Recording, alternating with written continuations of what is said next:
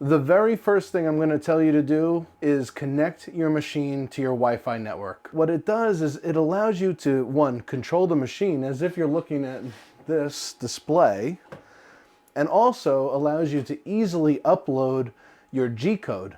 If you're using a USB thumb drive, you have to keep going back and forth, computer, machine, computer, machine, computer, machine. You might as well light $100 bills on fire, okay? And speaking of $100, this is the Linksys RE7000. This will work with any Wi-Fi network, and the best part is it has this little Ethernet port right here.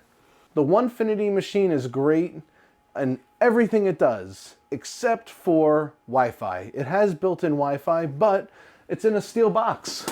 And if you know anything about wireless technology, it does not like metal. And guess what? Everything in your wood shop is metal. Your bandsaw, your jointer, your table saw. There's cast iron. Wi-Fi is bouncing all over the place, getting sucked into metal.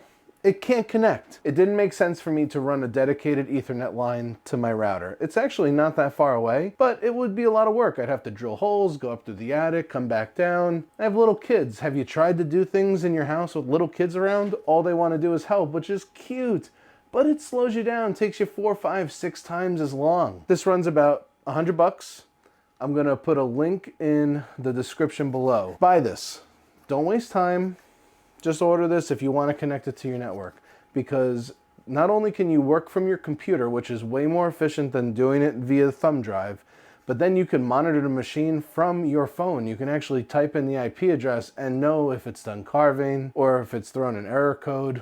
Trust me, this is the Wi-Fi adapter you want. You don't want to be sitting under your desk or under your bench burning $100 bills, so just buy the Wi-Fi extender, plug the machine into Ethernet, and call it a day.